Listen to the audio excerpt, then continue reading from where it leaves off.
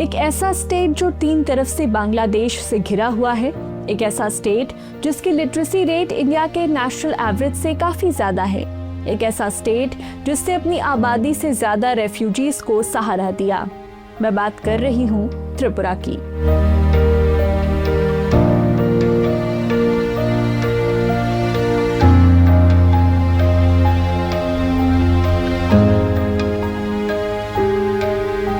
Hello and नमस्कार everyone. आज के इस वीडियो में हम त्रिपुरा को एक्सप्लोर करेंगे, तो चलिए शुरू करते हैं। त्रिपुरा के मूल निवासियों की भाषा कोक बोरोक है, जिसे त्रिपुरी लैंग्वेज भी कहते हैं। त्रिपुरा शब्द असल में कोक बोरोक के मूल शब्द त्विप्रा या तिप्रा का ही संस्कृत वर्जन है। तुई का मतलब होता है पानी और प्रा का मतलब होता है पास, यानी पानी के पास की जगह। त्रिपुरा के रॉयल फैमिली, जिसे माणिक्य डायनेस्टी कहा जाता था, कि एक फेमस हिस्टोरिकल बुक राजमाला के हिसाब से इस डायनेस्टी की सीमाएं बहुत दूर तक फैली हुई थी।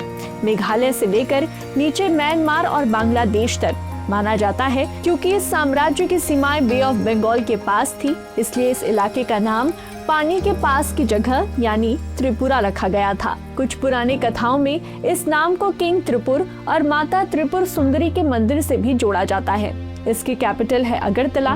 ये पूरे इंडिया में सबसे अनोखी कैपिटल सिटी है, क्योंकि अगरतला बांग्लादेश इंटरनेशनल बॉर्डर से सिर्फ 2 से 3 किलोमीटर की दूरी पर है। यानी कि आप कैपिटल सिटी के बिल्कुल किनारे खड़े होकर पूरे बांग्लादेश को देख सकते हैं। यहाँ टोटल 8 डिस्ट्रिक्ट्स हैं।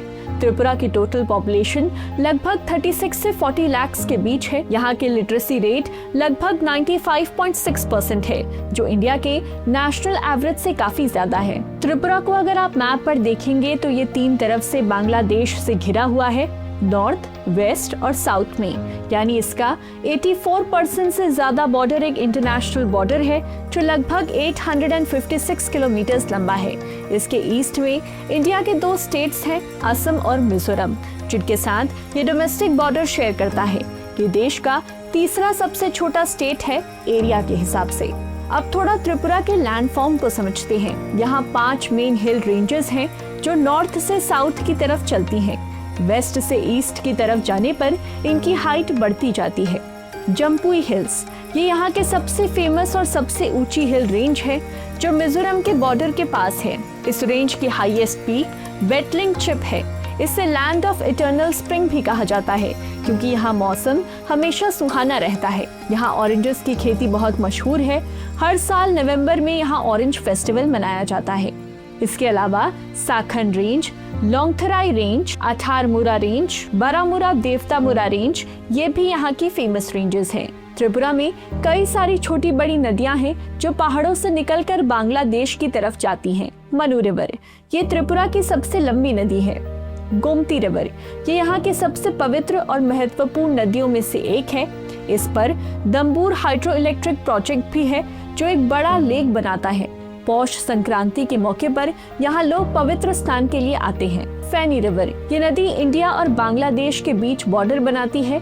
इस नदी पर मैत्री सेतु बनाया गया है, जो त्रिपुरा को बांग्लादेश के चिट्टागोंग पोर्ट से जोड़ता है। इससे त्रिपुरा को गेटवे ऑफ नॉर्थ ईस्ट भी कहा जाने लगा है। इसके अलावा खोवई, हावड़ा और मुहरी, ये भी यहाँ की इम्पोर्टेंट नदियाँ हैं। त्रिपुरा में लगभग 19 अलग अलग प्रजातियों के बांस पाए जाते हैं। सिर्फ बांस ही नहीं, साल और टीक जैसे मजबूत लकड़ी वाले पेड़ यहाँ के जंगलों की जान है। यहाँ 24 से ज्यादा तरह के खूबसूरत ऑर्चिड्स और 260 से ज्यादा मेडिसिनल प्लांट्स मिलते हैं। त्रिपुरा को द कैपिटल ऑफ प्रिमेट्स भी कहा जाता है, क्योंकि पूरे भारत में बंदरों की 15 प्रजातियां मिलती है। उनमें से 7 प्रजातियां अकेले त्रिपुरा में रहते हैं। इनमें सबसे फेमस है फेयर लंगूर। इसे देखिए आप, ऐसा लगेगा जैसे इसने चश्मा पहन रखा है। ये यहाँ का स्टेट एनिमल भी है। इसके अलावा यहाँ के जंगलों में हुलॉक गिबन भी पाए जाते हैं। यहाँ 342 से ज्यादा प्रजातियों के पक्षी रहते हैं। यहाँ का state bird green imperial pigeon है। ठंड के मौसम में यहाँ के वेटलैंड्स में विदेशों से हजारों माइग्रेटरी बर्ड्स आते हैं, जो इस जगह को जन्नत बना देते हैं।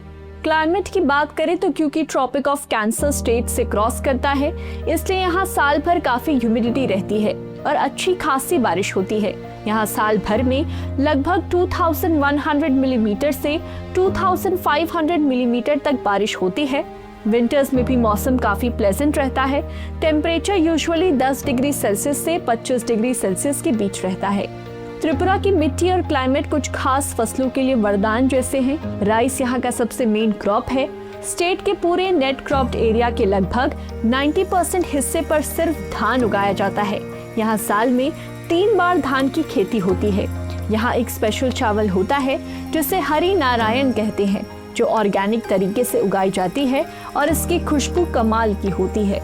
यहाँ जूट, शुगर केन, मस्टर्ड भी भारी मात्रा में होते हैं। त्रिपुरा अपने रसीले फलों के लिए भी बहुत फेमस है। Jackfruit, pineapple, orange और बनाना यहाँ बल्क में उगते हैं। त्रिपुरा का क्वीन पाइन एप्पल पूरे देश और दुनिया में मशहूर है।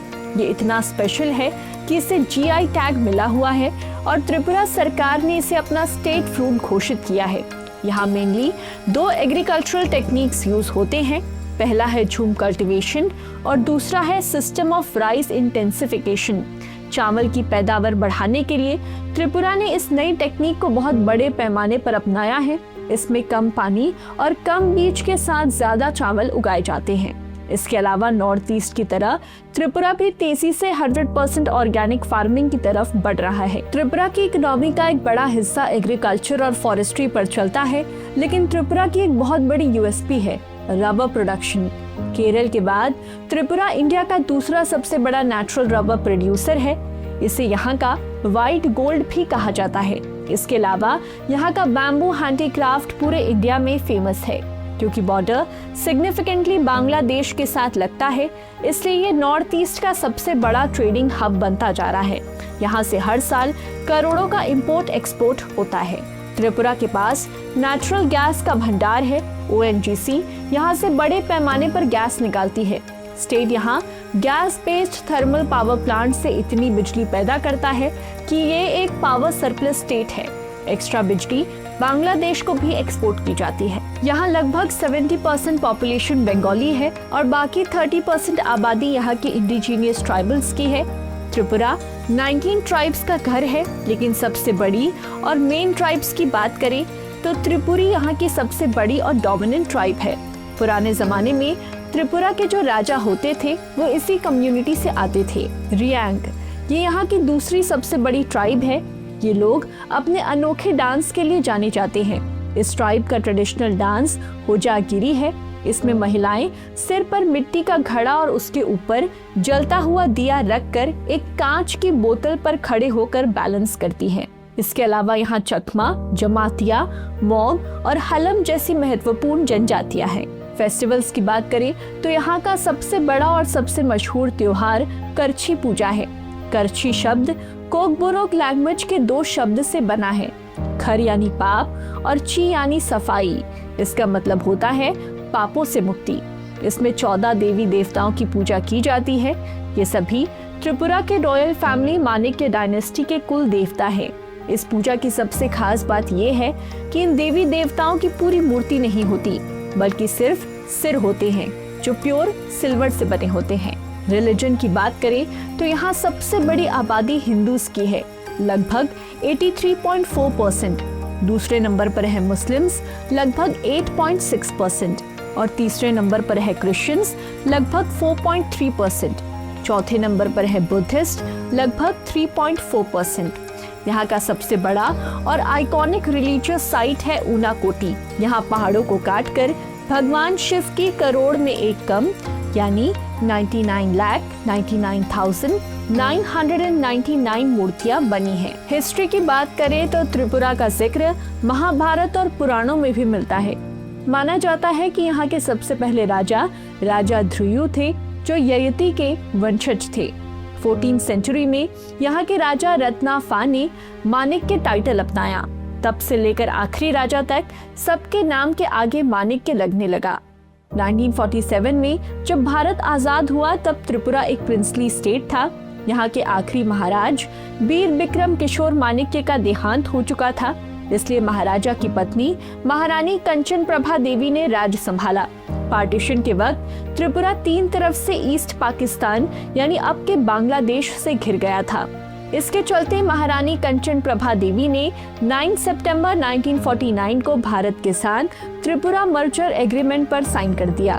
15 अक्टूबर 1949 को त्रिपुरा ऑफिशियली भारत का हिस्सा बन गया और इसे यूनियन टेरिटरी बनाया गया। 1971 में जब बांग्लादेश लिबरेशन वॉर चल रहा था, तब त्रिपुरा ने इतिहास रच दिया। त्रिपुरा की खुद की पॉपुलेशन उस वक्त लगभग 15 लाख थी, लेकिन जब ईस्ट पाकिस्तान की आर्मी ने वहां के लोगों पर अत्याचार किया तो त्रिपुरा ने लगभग 20 लाख बांग्लादेशी रेफ्यूजीज को अपने यहाँ शरण दी। सोचिए, स्टेट में खुद की आबादी से ज्यादा वहां रेफ्यूजीज रह रहे थे। फाइनली भारत सरकार ने north eastern areas reorganisation act 1971 pass किया और 21 जनवरी 1972 को त्रिपुरा को एक फुल स्टेट घोषित कर दिया गया। लेकिन त्रिपुरा अपने कुछ चैलेंजेस भी फेस कर रहा है। सबसे बड़ी प्रॉब्लम है इसकी लोकेशन। बांग्लादेश से 3 तरफ से घिरे होने के कारण त्रिपुरा इंडिया के बाकी बड़े बिजनेस हब से काफी दूर पड़ जाता है। अनएम्प्लॉयमेंट, जैसा मैंने बताया, यहाँ का लिटरेसी रेट 95.6% से ज्यादा है। लोग पढ़े लिखे तो है, पर यहाँ बड़ी इंडस्ट्रीज और आईटी सेक्टर्स ना होने के चलते यूथ के पास एम्प्लॉयमेंट अपॉर्चुनिटीज बहुत कम है। बहुत से यंग लोग नौकरी के लिए बाकी स्टेट्स में माइग्रेट करते हैं। क्रॉस बॉर्डर इश्यूज, इतना लंबा इंटरनेशनल बॉर्डर होने की वजह से यहाँ इलीगल इन्फिल्ट्रेशन और स्मगलिंग एक बड़ा चैलेंज रहा है। हालांकि अब बॉर्डर पर फेंसिंग का काम लगभग पूरा हो चुका है, पर सिक्योरिटी फोर्सेस के लिए हमेशा ये एक टफ टास्क रहता है। तो ये थी कहानी त्रिपुरा की। उम्मीद है आपको ये वीडियो पसंद आया होगा। ऐसे ही वीडियोस के लिए चैनल को सब्सक्राइब करें। मिलते हैं अगले वीडियो में। नमस्कार।